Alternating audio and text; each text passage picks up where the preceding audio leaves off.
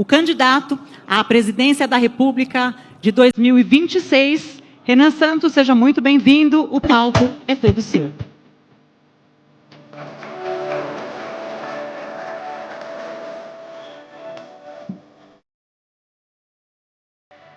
Olá, onde eu me sento, só para saber? Que eu, em tese, vou responder algumas perguntas, certo? Então, estou aguardando a pessoa. Ou é uma fala minha? Bom. Não sei. Ah, ela tá...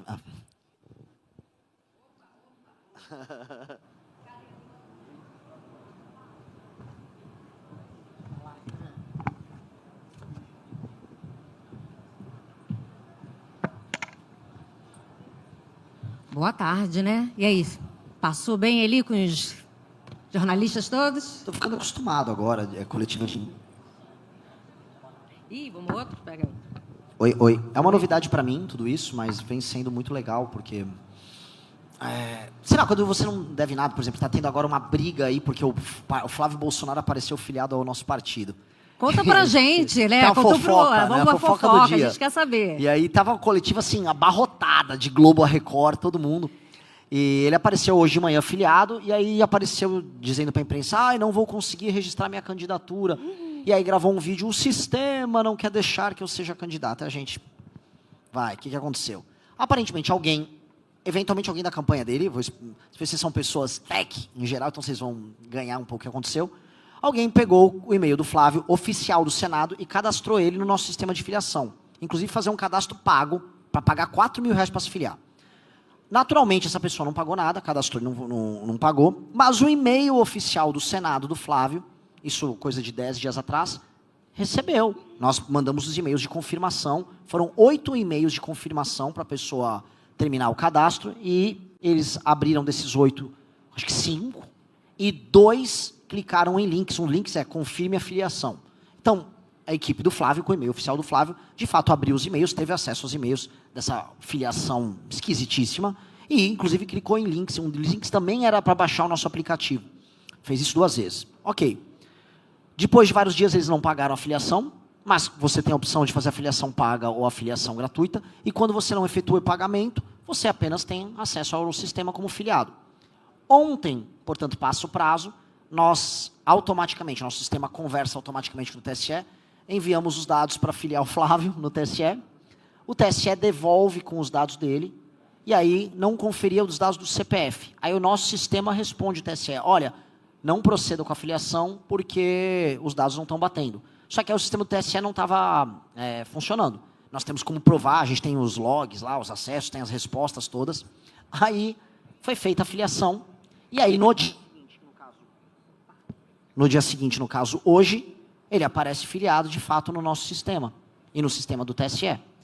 Só que a resposta dele não foi, olha, alguém maliciosamente fez isso, que absurdo, não. Olha, o sistema está contra mim, o sistema não quer que eu queira ser candidato, e por isso o povo tem que ir às ruas no domingo no meu ato de lançamento de candidatura.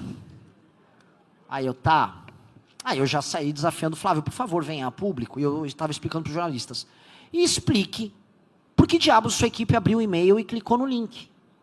Sua equipe abriu o e-mail e clicou no link. Por que você aguardou todo esse período? Aliás, ele é o último dos candidatos a efetivar a candidatura. Até agora não foi feito isso. A minha já está, a do Caiado já está, a dos demais já está. Por que ele não está efetivando no sistema do TSE a candidatura dele?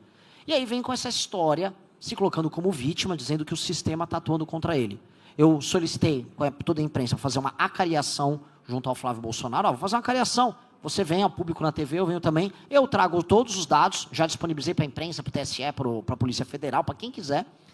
E solicitei que ele também abra o e-mail dele. E quem logou lá no e-mail dele, até agora não houve resposta do senhor Flávio Bolsonaro. Estou curiosíssimo. Curiosíssimo. Muito bom. Bom, obrigada por ter esclarecido aqui, porque a fofoca do dia é essa, né? Mas vamos lá, vamos falar de blockchain. Queria te agradecer aqui. Sei que está uma correria, né? Essa campanha, mas a gente quer escutar muito sobre... A gente tem 5 perguntinhas, depois a gente abre aqui para a turma toda. E a gente quer te agradecer por ter vindo. Foi o único que falou ainda, né, sobre reserva de Bitcoin. E vamos falar? Não é melhor trocar? Vamos trocar. É melhor. O que eu fiz aqui? A gente tem uma comunidade, né? Hoje somos 25 milhões de pessoas em cripto no Brasil. E eu abri para perguntas. Eu falei, gente, o que vocês querem perguntar para ele? Vamos separar aqui. Separei as 5 principais. A primeira pergunta que vem é tributação. O que você pensa sobre tributar cripto, stablecoins? O que você pensa sobre isso? Além da taxa também de entrada, que tentaram colocar a gente o IOF de 3,5%, e fora nisso, também tributar os ganhos. Então, acho que hoje um dos maiores dores que a gente tem aqui, preocupações que a gente tem, é sobre a tributação, né, sobre as criptos, stablecoins, e a gente quer te escutar sobre isso. O que você vai fazer? O que você vai assumir de compromisso aqui com a gente também? Olá, já deu seu like? Não deixe de ajudar o canal. Maravilhoso. Poxa. Toma esse. Toma esse. O sistema não quer deixar eu falar. O sistema não quer que eu fale.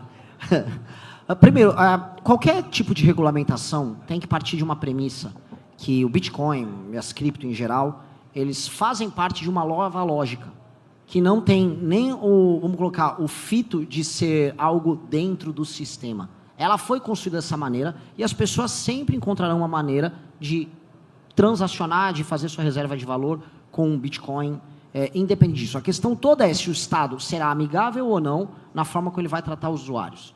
Essa é a questão. Porque ter acesso à criptomoeda, ter acesso ao tentar fazer sua poupança com base nisso, tentar transacionar, vai ocorrer de qualquer forma. As pessoas darão um jeito.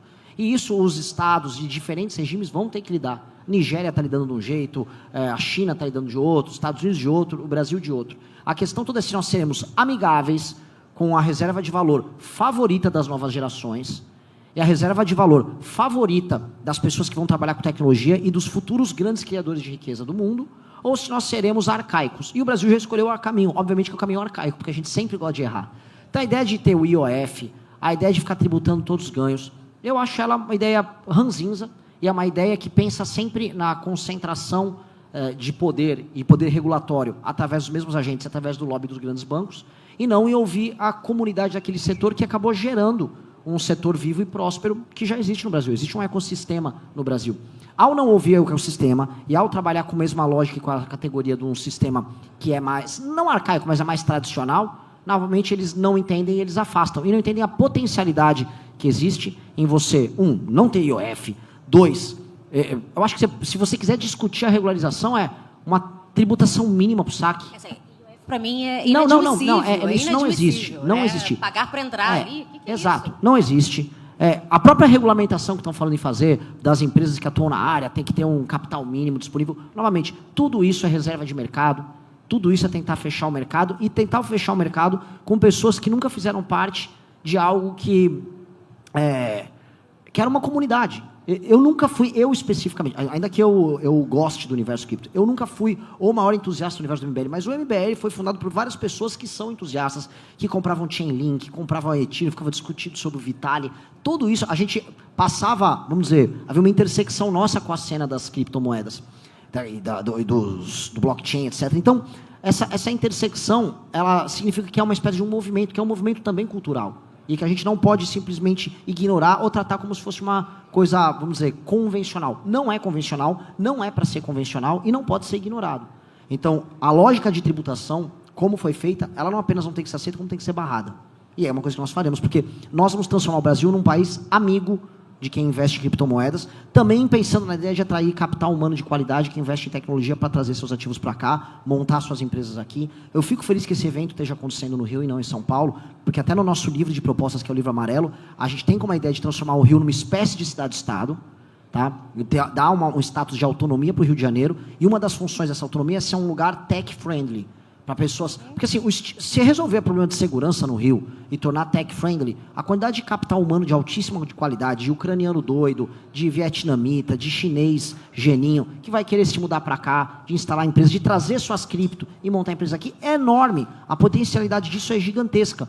Então, temos que ser... Então, assim, a abordagem que a gente vai querer adotar sobre isso é absolutamente contrária. Eu, por mim, não teria nem tributação para o saque, porque a ideia tem que ser o cara vir para cá e trazer a grana e sair metendo grana aqui dentro. Montar a startup dele. Para mim, tem que ser isso.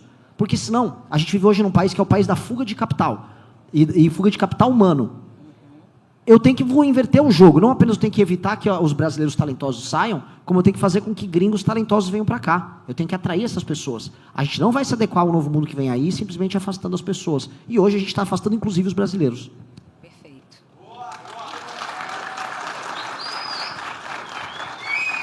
Compromisso com a gente aqui, hein? Mas se eu falasse diferente, meu irmão me bateria. Tá? Já seria assim, eu já tomaria porrada do meu irmão. Então vamos lá, Eu vamos para a adoro o segunda. tema. Vamos falar de data centers aqui, de IA. E o Brasil está se tornando um polo, né, também de data center, ainda é muito acanhado, se a gente colocar como funciona, né, como a gente tem nos Estados Unidos. Mas a gente também está se transformando, né? A infraestrutura da computação é o motor da economia futura. E a pergunta aqui para você, né? Grandes empresas como a Amazon, Microsoft, estão investindo bilhões aqui dentro também.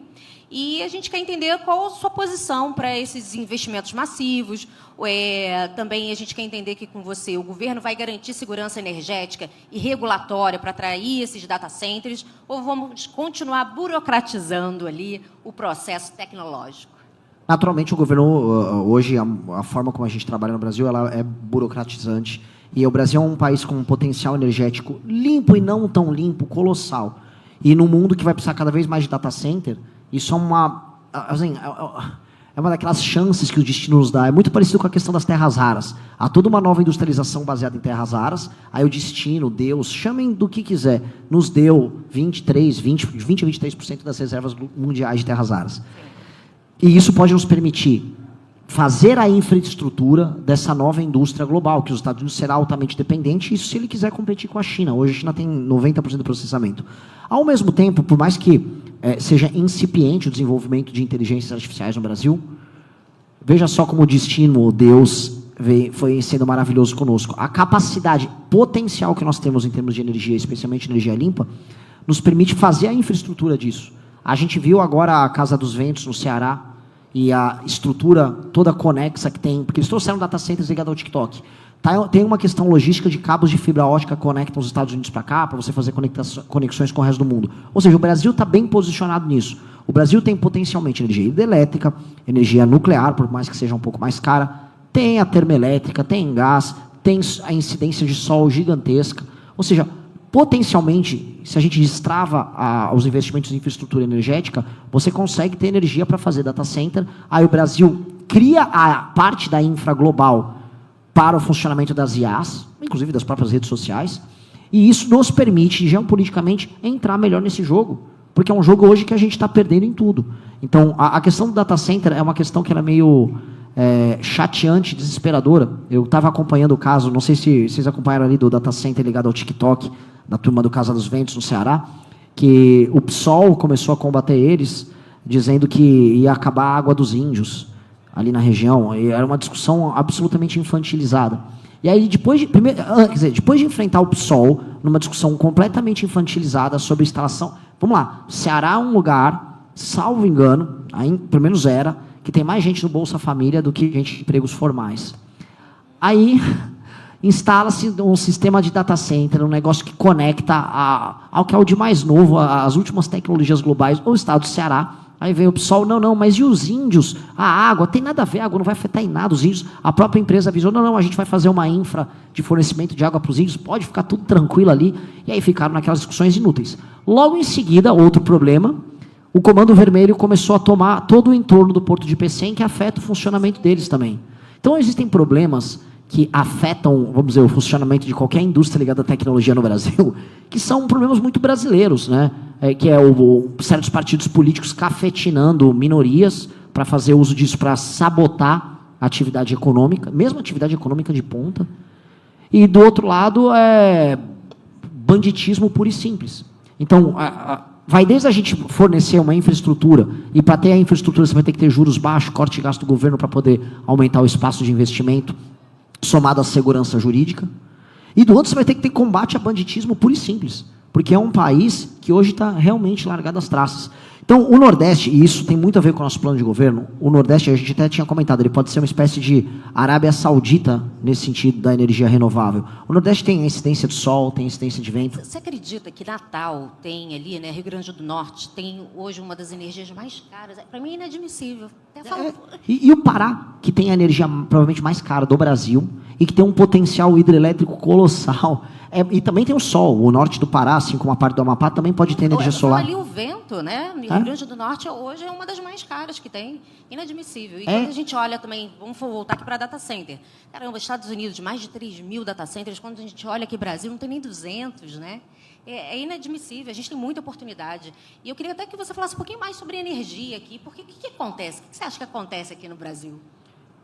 É uma mistura de lobby. Não sei se vocês acompanharam o último leilão que teve, que foi um leilão para termoelétrica. Não se discutiu bateria, ou seja, a gente está produzindo energia solar e nós não estamos discutindo os parques de baterias que podem ser instalados perto dos centros urbanos. O Brasil tem que saber se quer ou não quer comprar a história muito boa da energia renovável que nos beneficia diretamente. E a real é que a gente tem lobbies setoriais específicos. Depois da privatização da Eletrobras, o que a gente viu foi o crescimento do lobby do Centrão com termoelétricas, e não que eu acho que tenha que chutar a termoelétrica de maneira alguma, só que você não pode, do nada, começar a direcionar os investimentos apenas para um determinado setor.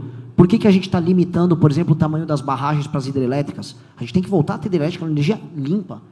Tem que voltar e assim, é limpa, e o mundo tem que ver a gente produzir essa energia limpa. Por que a gente não amplia a nossa capacidade de exploração da energia eólica e da energia solar?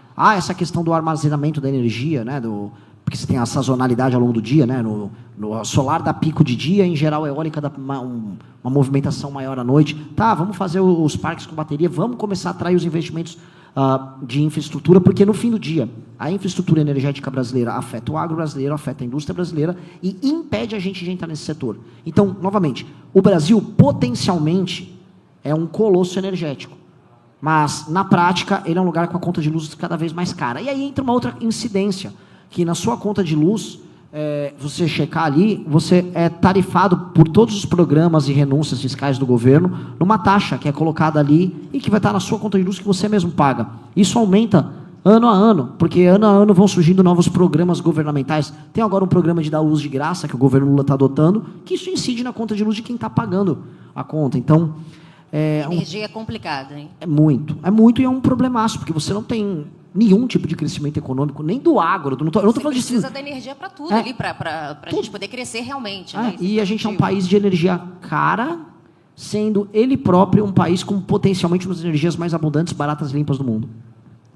Mas vamos lá. Deixa eu só comentar outra coisa. Ainda tem o petróleo. Eu estava falando do Pará, Amapá. Tem petróleo abundante ali na margem equatorial e tudo isso foi alvo de uma sabotagem ao longo dos últimos anos, que a gente não podia explorar nosso petróleo enquanto era explorado ali na Guiana. Guiana explodindo o PIB, o Amapá só com o Alcolumbre, enfim, alcolumbrando ali o orçamento. Então é um negócio muito assustador. Vamos lá, vamos para a terceira pergunta aqui. Vamos falar de blockchain, né? A gente tem uma blockchain soberana aqui, que é a RBB, né? Foi criada ali BNDES e o TCU. E a gente quer escutar aqui de você. O que você acha, né, da tecnologia, blockchain? O que você acha de utilizar esse blockchain soberano ali para a gente até poder rastrear as emendas parlamentares? Aí eu queria que você falasse um pouquinho mais como que você vê a entrada do blockchain, governo, o que a gente poderia estar usando aqui, a tecnologia, né, que é a base aqui da nossa comunidade, no governo, para melhorar também o Brasil?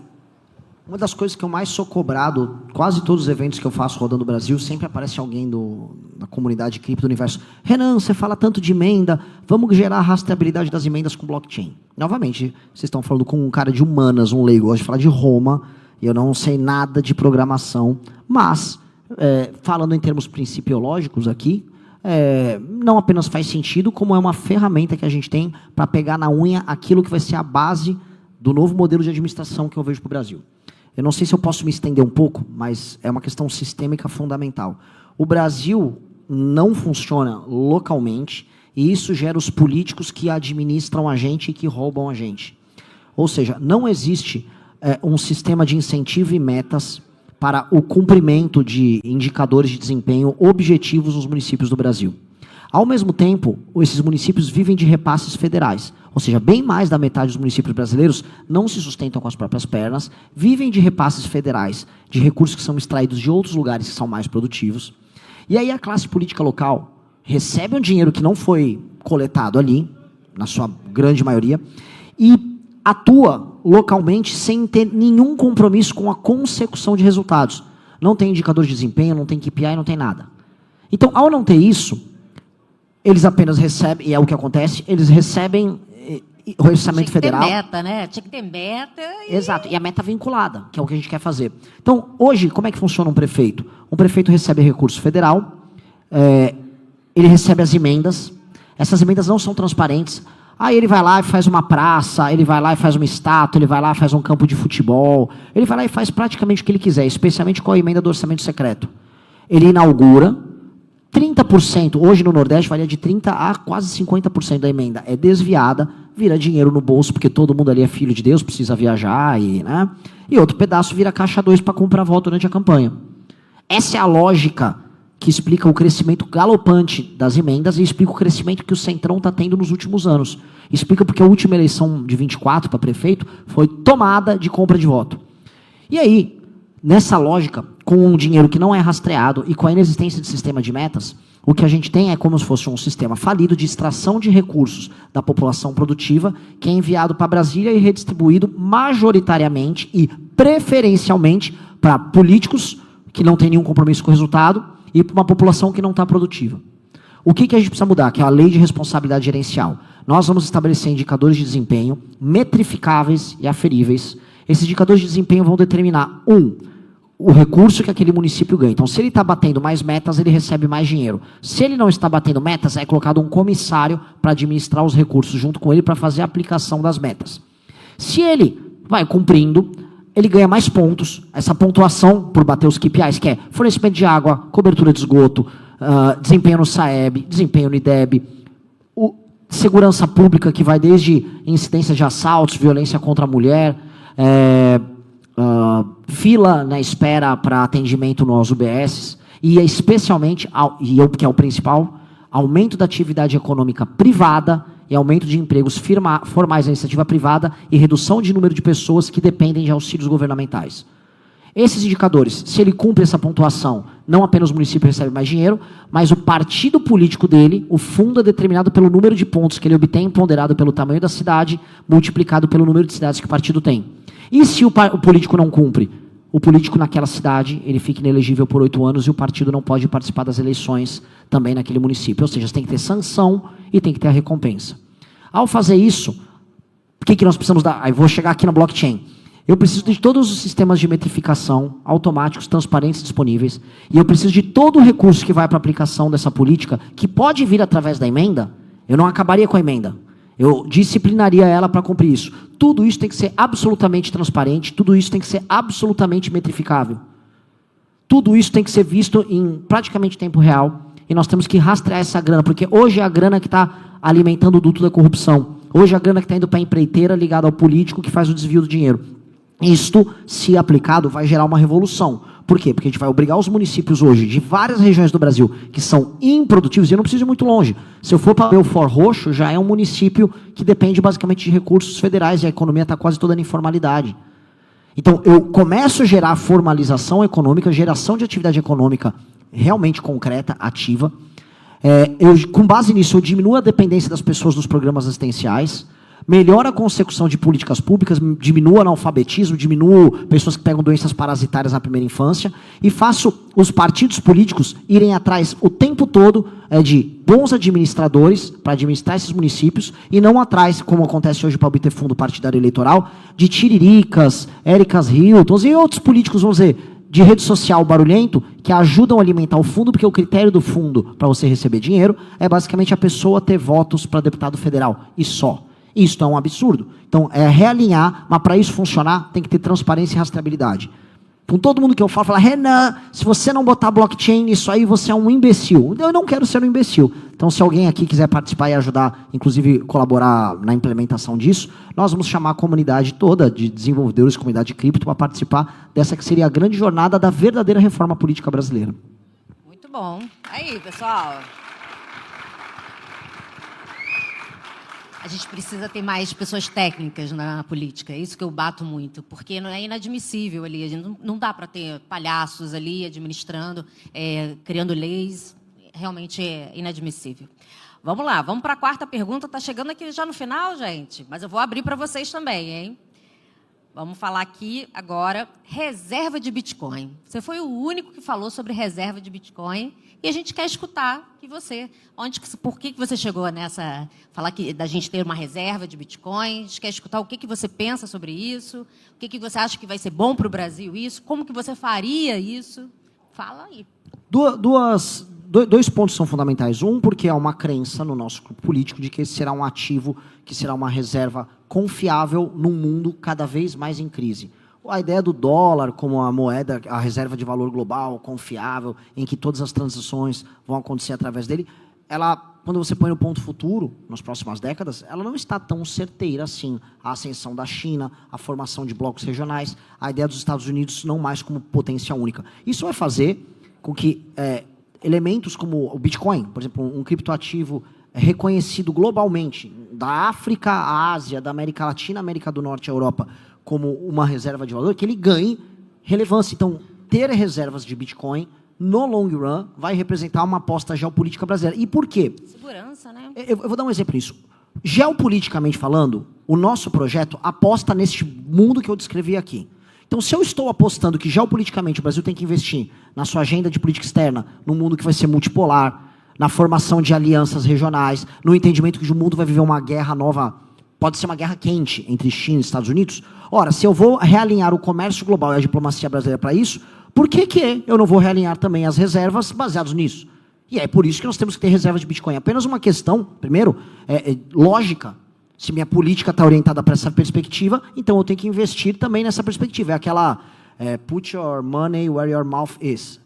É óbvio. E do segundo ponto, eu faço uma sinalização que o Brasil é amigo da comunidade cripto, não só aqui, mas no mundo. Nós somos uma nação crypto-friendly. Venham para cá. Venham para cá, tragam seus ativos, abram suas empresas, vamos montar uma legislação. Eu tenho até um vídeo sobre startups aqui, em o universo do Venture Capital, que é muito interessante. Abram suas empresas aqui. Nós temos que trazer, o Brasil tem que ser aquela fronteira que no final do século XIX, começo do século XX, nossos avós e bisavós vieram. As pessoas vieram para cá para construir, para crescer. Era um país que recebia imigrantes e recebia talentos. Boa parte dos grandes talentos brasileiros imigraram para cá no final do século XIX até o meio do século XX. Hoje o Brasil está mandando embora as suas melhores mentes. A gente tem que reverter esse fluxo.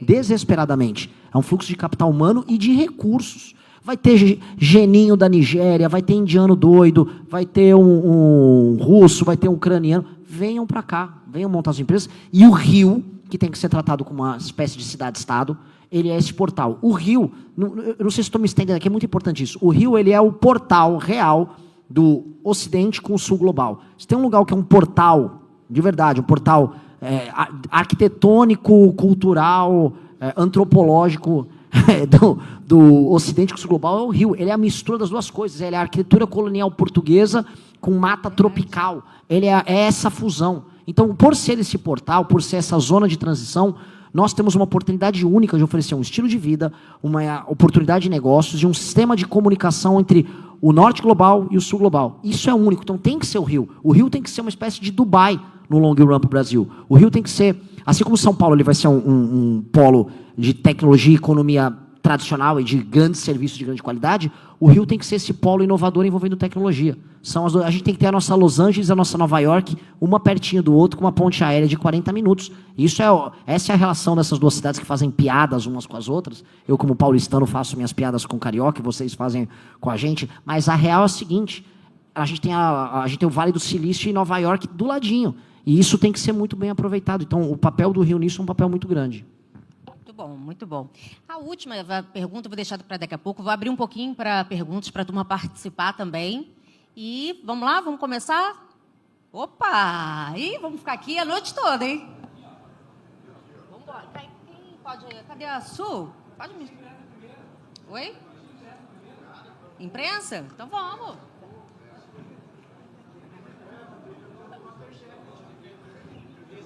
Opa!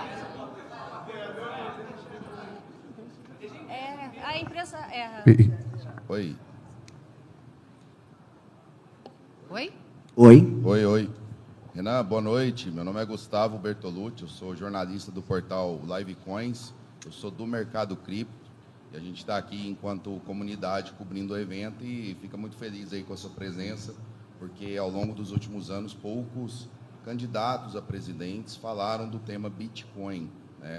E a gente queria perguntar aí para você especificamente, o Bitcoin, ele em El Salvador mudou toda a dinâmica do país, levou lá empresas, né, globais hoje já procuram, e você acha que o Brasil pode ser muito mais do que El Salvador se tornou com a adoção de Bitcoin? O Bitcoin poderia ser também adotado ao mesmo tempo aí em que você fala também de bomba atômica e outros temas? Como você vê isso? Seria muito importante a gente entender essa adoção de Bitcoin nesse momento em que você cita, inclusive, potenciais guerras. Tá? Muito obrigado. Olha, eu não vou entrar muito na questão do Bitcoin em questões bélicas, porque eu acho que não estou tão à frente do tempo assim para te dar uma opinião precisa e segura. Dito isso, até eu expus aqui, a ideia do Brasil ser uma nação crypto-friendly é muito inspirada no que El Salvador fez. Inclusive o Bukele já era crypto-friendly antes de ser matador de bandido, né? Ele começou com isso, ele sempre foi um cara... Aliás, o Bukele não era sequer um cara visto como alguém de direita, ele era um cara visto como alguém moderno. E, entretanto, houve o enfrentamento ao crime organizado e houve a posteriori, né, começou a se pagar, vamos colocar aqui, o investimento que ele fez em se tornar uma nação amiga da comunidade cripto. Muita gente de tecnologia foi para lá, muita empresa tech está se instalando lá, e isso está valendo muito a pena, porque as empresas foram e o capital humano foi também. E os recursos acabam indo. Foi um investimento de imagem, foi muito inteligente, porque ele pegou uma nação muito pequena, e essa é uma das nações hoje mais comentadas no mundo. Isso permitiu, e até tem um elemento muito legal, eu não sei se isso envolve em algum grau blockchain ou cripto, aí escapa do meu domínio, mas o sistema de saúde, que é centralizado em El Salvador, tem agora um aplicativo e ele foi todo amarrado digitalmente, que é uma das coisas mais brilhantes, tá? E inclusive uma parte dele está no nosso plano de governo para a modernização do SUS, a parte principalmente que envolve o uso de IA com prontuário único para você poder antever determinadas doenças que as pessoas vão ter. Integrado, né? Nossa, é sensacional. Fantástico. A logística dos estoques, o uso do material humano de médicos. Então, o que ele fez foi muito legal. E o Brasil, até para a questão de dimensões e economia, o Brasil tem potencial para ser a grande nação, das grandes nações do mundo, a grande nação crypto-friendly. Então, isso é uma coisa que assim, nós conseguimos fazer. Se no universo da IA a gente está muito para trás, por diversas razões, acho que na questão das cripto a gente pode dar um salto. E basta a gente fazer, inclusive, o que outras nações grandes não estão fazendo, que a Europa não faz. Então, eu estou muito animado com isso. O mercado financeiro aqui, né, a gente é muito acima da média, né, do resto do mundo, quando você olha nossos sistemas financeiros também. Né? Então, a gente tem tudo para dar muito certo. Sim, a experiência do Nubank, a experiência das fintech, o problema é que a gente se sabota muito. A gente se sabota muito e a gente permite que grandes grupos oligopolistas eles controlem o surgimento de novos mercados. Isso sempre acontece. Eu me lembro, aqui falando da minha experiência política, quando eu vi pela primeira vez, lá por 2019, 2021, os caras do Centrão começando a falar desse negócio de Bitcoin, falando do jeito... E assim, como é que a gente entra nisso aí? Então, é sempre isso. Entram eles, aí depois tem os bancões, aí depois tem as regulações sem conversar com a comunidade. Isso é típico que aconteceu com outros setores também. E tudo isso acaba demandando depois uma briga. As fintechs tiveram uma disputa no Congresso Nacional contra os grandes bancos. No final, houve uma disputa. Nos anos 80, né, eu acompanhei isso porque seria minha tese de conclusão de curso na faculdade. As factorings, que no fundo são bancos comerciais sem potencial de alavancagem, elas tiveram a briga com os bancos também. E os bancos obrigaram as factorings a ficarem apenas como trocadores de título em atividade comercial. Eu acho que as factorings poderiam ter se tornado bancos comerciais, igual acontece nos Estados Unidos, que existe um monte de banco comercial voltado apenas para emprestar dinheiro para negócio, especialmente pequena indústria. Eu mesmo trabalhei com recuperação de indústria, lidava com as factories e sabia do potencial. E se isso fosse bem explorado, a taxa de juros deles poderia diminuir, a disponibilidade de crédito aumentar. Só que naquela época, já nos anos 80, elas foram também sabotadas pelo sistema bancário oficial. Eu acho que temos alguns inimigos a colocar aí que precisam ser enfrentados e que vão precisar apenas se adaptar. Eu vejo com certa preocupação algumas coisas que estão acontecendo, especialmente na ideia de o Banco Central desse governo pensar em regulamentações, o lobby da Febraban, o lobby dos bancões. Eu acho que tem algo a gente ficar de olho. Até porque eles viram o número de pessoas. Eu posso perguntar Então, vamos falar de Banco Central? Vamos falar de Banco Central. Quero entender aqui, você e Banco Central, como que vai ser essa relação ali também no seu... Eu acho que o na Banco sua gestão. Eu gosto da ideia do Banco Central independente, nós não vamos alterar, foi um avanço, em grande medida, civilizacional que a gente teve. E minha relação com ele vai ser de uma simplicidade atroz. Eu corto o gasto daqui e você se sente livre para baixar juros dali.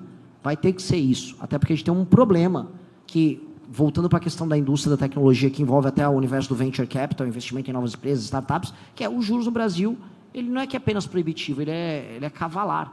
Então, o Banco Central brasileiro, acho que a ideia dele ser independente, você faz nomeação, mas ele formula suas políticas de maneira independente, é bom para evitar, pelo menos durante um período, a atuação política, e a gente viu isso no começo agora do governo Lula, né? Houve todas aquelas discussões que ele ficava brigando, que ainda afastar o presidente do Banco Central, mas no fim do dia, o modelo se sustentou. A questão toda é, se a gente consegue romper com essa treta fiscal e orçamentária que nós temos desde a Constituição de 88, mas que já vem do nosso endividamento pretérito, que faz com que a gente tenha gatilhos de aumentos automáticos, que o governo gaste demais com a própria máquina, não tem espaço para investimento. Se a gente resolve isso, que é a nossa agenda fiscal, o Banco Central vai poder fazer política de juros de país sério. E com política de juros de país sério, você passa a ter moeda de país sério. E com base nisso, acho que a gente começa a ter investimentos de país sério. Então, isso é uma necessidade premente de um governo como o nosso. Por isso que você vai muito, assim, se eu for para o segundo turno com o Lula, até fazendo aqui meu exercício aqui também de otimismo, né? Eu tenho certeza que ele vai falar, você quer cortar coisas, mas eu vou ter que demonstrar assim, pô, você vai conseguir comprar seu celular mais barato, você não vai ser roubado pelos gastos que o governo gera e a pressão inflacionária, que é basicamente um roubo que você faz às reservas das pessoas. Eu vou poder trabalhar com o Lula uma discussão ideológica nesses termos. E se ele for falar de uma reforma da Previdência, eu vou falar de INSS e roubo do INSS. Então, eu estou muito animado nessa perspectiva. Eu acho que vai dar para fazer uma eleição, sendo muito sincero, em alguma medida parecida com a da Argentina, em que eu vou falar que eu vou fazer as reformas, que todo mundo acha difícil, mas que as pessoas vão ver os resultados no final. Até porque foi prometido para as pessoas, a picanha não veio. Está sempre prometendo um mundo etéreo em que não há sacrifício, em que o governo vai ficar dando as coisas, só que as pessoas estão nesse instante, e acho que as viagens nossas pelo Nordeste mostraram isso, percebendo que é meio que mentira, né? É meio que o cara oferece que a vida vai ficar boa, que ele vai me dar um negócio, mas a mesma mão que me dá, ela me tira. Tipo, a mesma mão que me deu o Vale Gás do Lula agora, está me dando uma alta no preço dos alimentos e eu tô pobre. Está me dando desemprego, então eu não consigo nem ter a grana para eu poder botar a comida que o Vale Gás vai esquentar no final. Então, no fim do dia, o enfrentamento sobre esses temas econômicos, inclusive a autonomia do Banco Central, vão ser muito importantes para o debate agora, que graças a Deus eu espero estar no segundo turno. Vamos lá, que é o aqui, próximo? aqui. Eu tô aqui, ó. A sua tá ali? Oi, posso seguir aqui? Jean, do Estadão. Eu gostaria de entender um pouquinho como é que o senhor vê a junção hoje que está acontecendo entre o mercado cripto tradicional, raiz, e o sistema financeiro tradicional. Um tem usado a credibilidade do outro e o outro a infraestrutura. Queria entender como é que está no seu governo essa junção que tende a ser um caminho para destravar muitos investimentos ao longo dos próximos anos. É bom, mas carrega um perigo subjacente. O perigo subjacente, como tudo que acontece no Brasil, é uma captura institucional de grandes players, afastando os inovadores do setor, fechando o mercado para eles. A institucionalização é boa. Os Estados Unidos foram para o caminho da institucionalização. Dito isso, a inovação não surgiu deles. Aliás, quando a gente fala dos bancões brasileiros, quase nenhuma inovação surge deles. Né? Eles, na verdade, têm praticamente uma reserva. E o que eu vejo, e o que a gente vê as discussões sobre a regulamentação, é muito na linha do lobby dos bancões e do fechamento do espaço para os inovadores. Quem carregou, vamos dizer aqui, a inovação no setor aqui no Brasil, nos últimos, vamos botar 10 anos, não foram os bancões. E aí a gente vê agora eles querendo se apropriar disso. Eu acho que isso pode querer, não gerar apenas um fechamento de mercado, mas um fechamento à inovação, um fechamento ao surgimento de novas empresas. A gente viu essa discussão com as fintechs. É uma oportunidade e uma tensão ao mesmo tempo. Acho que vai caber a gente, quando for regular de verdade, para um mercado aberto, altamente competitivo e aberto à inovação e que não seja impedido pelo Estado, a gente vai ter que pegar essa tensão e resolver. Trazer a escala e a credibilidade dos grandes, mas não sabotar a capacidade de criação de quem justamente inova, cria e carregou, vamos dizer, a comunidade até aqui. Muito bom. Gente, eu não sei Aqui. se dá para mais uma. É a última, né? É a última aqui. Vamos lá. Bom, Renan, Vitor da Evervelho. No mundo cripto, né, principalmente quando a gente fala dos bitcoiners, existe uma frase que é: cada um vai pagar o preço que merece. Isso diz muito sobre o ceticismo, a falta de interesse e ignorância das pessoas em um assunto novo. Eu faço um paralelo em relação à militância que existe fora do polarismo, da polarização que a gente tem hoje na política, né?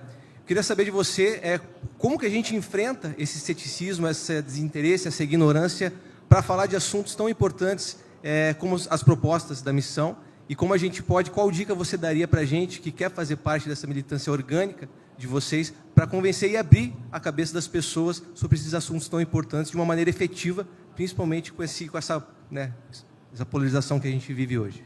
Maravilhoso. Esse assunto é bem legal.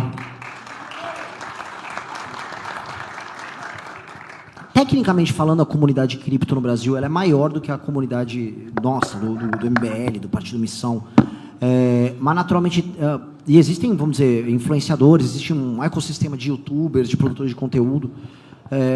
O que eu acho que tem que ter é um horizonte muito ambicioso e inimigos claros, adversários claros colocados no caminho, não pela polarização contra eles, pura e simples, mas como objetivos a serem alcançados. Olha, eu tenho que superar esse adversário, eu tenho que superar essa regulação. E a gente trabalha muito nisso na lógica nossa interna de militância. Isso é meio que uma obrigação. Eu acho que vai ter uma convergência natural, e esse processo é natural. E essas discussões vão vir, espero eu, num governo nosso, porque nós vamos falar sobre reforma de previdência, a gente vai falar sobre como os mais jovens, como a geração, vamos ser claros, os não tão jovens como eu, da geração millennial, a tão zoada geração millennial, como eles farão suas poupanças, como eles terão reserva de valor num universo que vai tentar, num sistema que vai tentar sugar absolutamente tudo deles. A geração Z e a Millennium são as gerações que mais investem em criptomoedas. Paralelamente, também são as gerações que mais olham para o nosso partido e a nossa alternativa de poder de maneira generosa, enquanto uma alternativa a um jogo viciado que tem aí.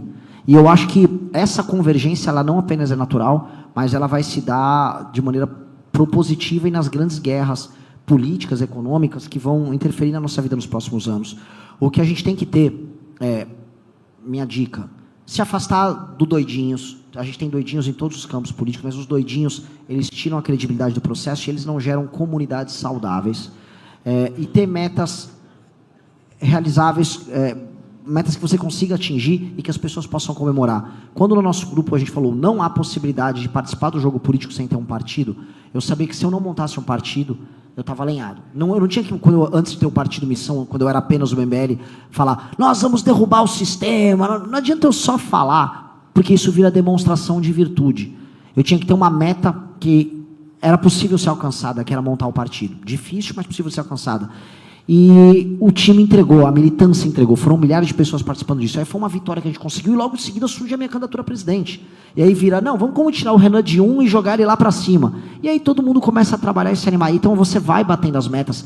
E o setor, não posso botar, a comunidade, eu acho que vocês já tiveram as suas vitórias, mas vocês hoje estão sob um ataque diferente, que é o ataque da institucionalidade burocrática brasileira e de uma espécie de elite velha que tenta conformar tudo à sua própria hierarquia. Isso já existe na política. Os bancões que estão querendo, vamos dizer, se apropriar do setor e hiperregular, eles são como os partidos grandes com seus fundos e as lideranças políticas dos grandes governadores. A relação é quase a mesma. Eles são os bancões e os seus CDIs, né? E o Partido Missão é a cripto nesse sentido, né? Eles são o mundo analógico, a gente é o mundo digital. Eles são o passado, a gente é o futuro. Eles são a manutenção de um jogo de soma zero, a gente é a tentativa de escapar da gaiola. Então, a analogia cabe, a convergência existe, e a dica que eu dou é tentar sempre ser sério institucional sem perder o espírito rebelde. Sério institucional, para não ter a molecagem, para não ser jogado na vala comum. Basta ver que há uma armadilha que eu chamo de armadilha do janjismo. Veja a Janja falando besteira sobre Discord. Veja o que a Janja fez com uma rede social. Já uma Janja vira o canhão.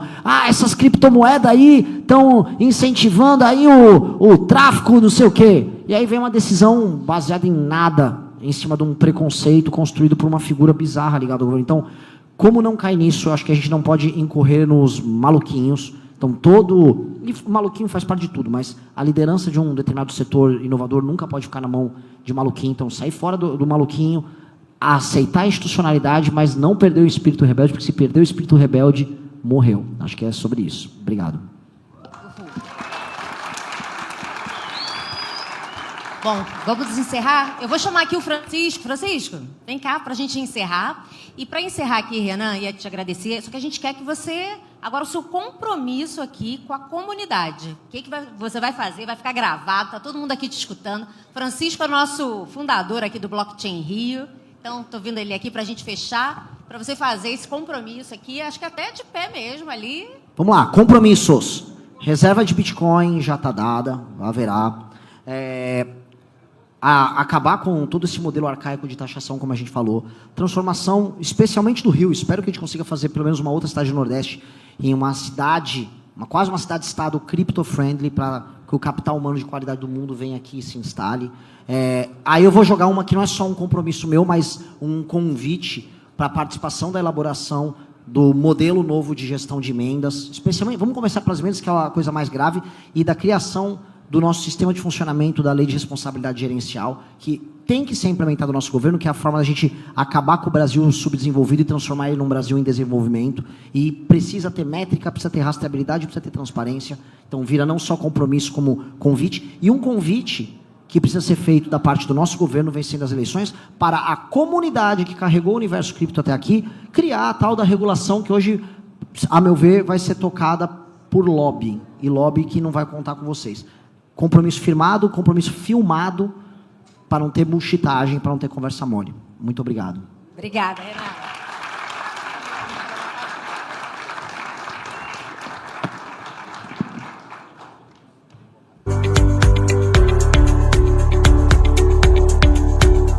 No mês de março eu faturei cerca de $4.600, totalizando aí deu um pouquinho mais de R$23 mil apenas com a AdSense do meu canal, postando cortes do MBL. E se você tem interesse em criar seu próprio canal de cortes, ajudar no projeto e ainda poder ganhar com isso, é só clicar no primeiro link da descrição desse vídeo, ou então ler o QR Code que tá aparecendo aqui no meio da tela, que eu vou te explicar um pouco mais sobre isso. E aí, curtiu o corte? Então dá aquela ajudinha, deixa o seu like, compartilha e se inscreve no canal. Um abraço e até o próximo vídeo, porque o futuro é glorioso.